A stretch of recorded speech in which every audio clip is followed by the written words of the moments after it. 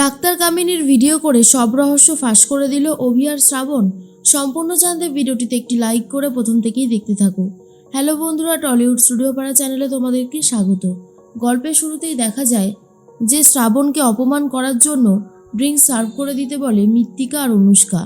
আর তখনই অনুষ্কার কথা শুনে শ্রাবণ সেটাই করতে থাকে আর বলে, এই সমস্ত কাজ অনেক সম্মানের, তাই তোমরা যতই আমাকে আঘাত দেওয়ার জন্য বলো না কেন, আমার তাতে কিছুই যায় আসবে না। অনুষ্কা তখন বলে, এই শোনো, একদম বেশি কথা বলবে না। শ্রাবণ তখন বলে, তোমার বিয়ের যা আয়োজন দেখতে পাচ্ছি, আমার তো একটা কথা মনে হচ্ছে যে এই বিয়েটা হয়তো অ্যাক্সিডেন্টলি হচ্ছে ঠিকই, কিন্তু বিয়ের প্ল্যানিংটা অনেক আগে থেকে হয়ে রয়েছে আর তার জন্য কেনাকাটাও হয়ে গেছে, তাই না অনুষ্কা? কথাটা শোনার পরে তখনই বলতে থাকে ওম, অনুষ্কা, বিয়ের কথাটা বুঝি আগে থেকেই তোমরা ঠিক করে রেখেছিলে, শুধু সময়ের জন্য অপেক্ষা করছিলে নাকি? তখনই অনুষ্কা বলে, দেখো, এরকমভাবে ভুল বুঝলে কিন্তু হবে না। মৃত্তিকা বলে, ওম বেটা, তোমার সাথে তো অনুষ্কার একটা সম্পর্ক ছিল, সে কথা কি তুমি অস্বীকার করতে পারো? বছরের পর বছর তোমরা দুজনা বিজনেস পার্টনার ছিলে, তোমাদের মধ্যে সেই সম্পর্কটা গড়ে উঠেছিল।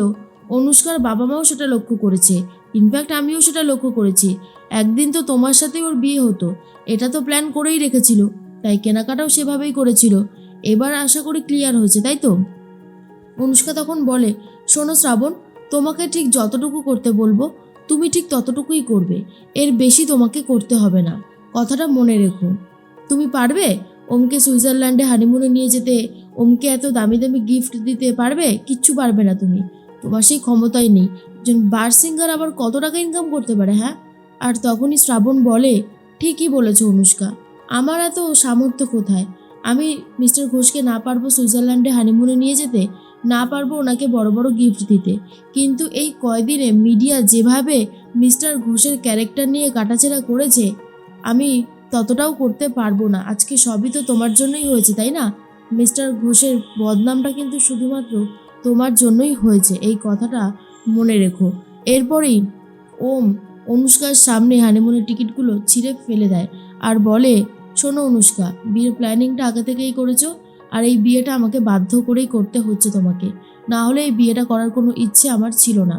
ঠিক আছে, এটা তো হয়ে যাক, তারপরে কি করতে হয় আমিও খুব ভালো মতন জানি, তাই আমাকে একদম জোর করতে আসবে না, সেটা কিন্তু খুব একটা ভালো হবে না।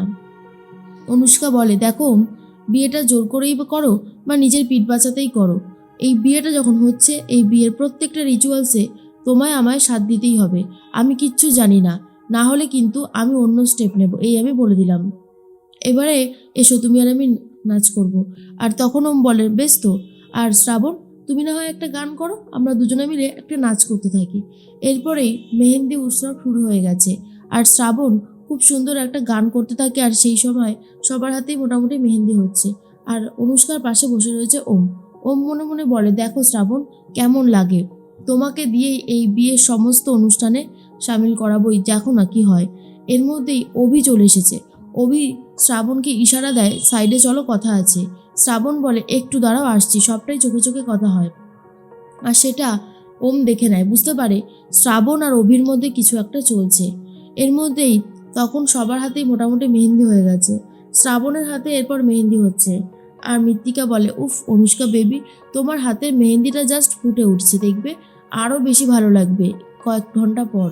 এর মধ্যেই গান শেষ হতে না হতেই শ্রাবণ আর অভি দুজনে মিলেই গার্ডেনে চলে গেছে।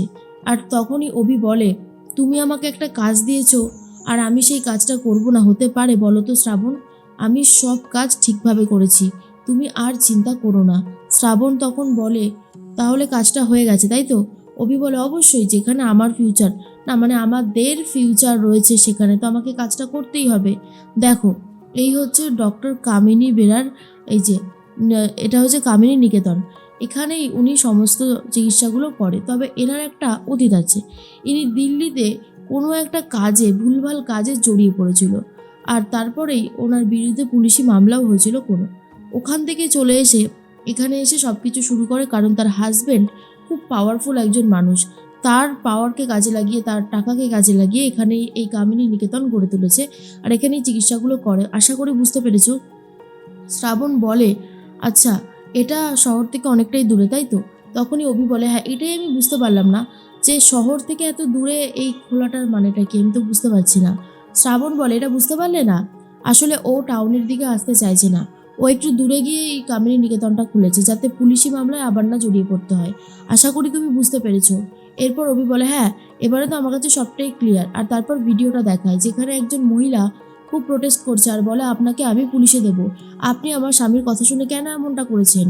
আর অনেক কিছুই সেই ভিডিওটাতে দেখা যাচ্ছে। তখনই শ্রাবণ বলে, শোনো, এই মহিলা যিনি চিৎকার করছে এনার সমস্ত ডিটেলস আমার লাগবে, পারবে জোগাড় করে এনে দিতে? অভি বলে, হ্যাঁ নিশ্চয়ই পারবো, কোনো অসুবিধা হবে না, আমি এই মহিলার সমস্ত ডিটেলস জোগাড় করে এনে দেবো, শুধুমাত্র সময়ের অপেক্ষা। আর তখনই অভিকে নাচাচ্ছে নিজের আঙুলে শ্রাবণ। তখন চলে এসেছে আবার ওম। ওম এসে বলে, অভি তুমি এখানে কি করছো? এরপরই শ্রাবণ বলে, অভি তুমি এখান থেকে যাও, যাও বলছি, কিন্তু ওম আটকে দেয়। এরপর শ্রাবণ বলে, তোমায় যেতে বললাম তো। অভি চলে যায়। ওম তখন বলে, তুমি কি কথা বলছিলে ওর সাথে? শ্রাবণ বলে, আমি যাই কথা বলি না কেন তাতে আপনার কি যায় আসে? আপনি তো আমাকে ভুল বুঝে যাচ্ছেন, ভুলই বুঝে যান, তাতে আমার কিছু যায় আসে না। অভির কথা শুনে তখনই শ্রাবণ বুঝতে পারে কোনো একটা রহস্য এখানে আছে। এর মধ্যে ওম বলে, আমি বুঝতে পেরে গেছি তোমার খেলাটা। তুমি চাইছিলে আমাকে তোমার পথের কাঁটা থেকে উপড়ে দিতে, তাই তো? যাতে তুমি আর অভি নতুন ফিউচারের প্ল্যান করতে পারো। কি শ্রাবণ, আমি ঠিক বললাম তো? আমার তো মনে হচ্ছে না যে আমি কোনো কিছু ভুল বলেছি বলে। আমার কাছে কিন্তু সবটা পরিষ্কার হয়ে গেছে যে তুমি ইচ্ছে করে আমাকে অনুষ্কার সাথে জুড়ে দিতে চাইছো যাতে তোমার কাজটাও ওদিক থেকে কমে যায় আর তুমি অভিকে ভালোভাবে বিয়ে করে নতুন ফিউচার গড়তে পারো। বাহ, এদিকে তোমার দুদিকে রক্ষা হলো। দারুণ একটা প্ল্যান বার করেছো, কিন্তু এই প্ল্যানের কোনো তুলনা চলে না। তখনই শ্রাবণ বলে, মিস্টার ঘোষ আপনি আমাকে ভুল বুঝছেন, আপনাকে না ডাক্তার দেখানো উচিত, আপনার এই মোটা মাথায় কিচ্ছু ঢুকবে না, আপনি শুধু আমার পিছনে লেগেছেন।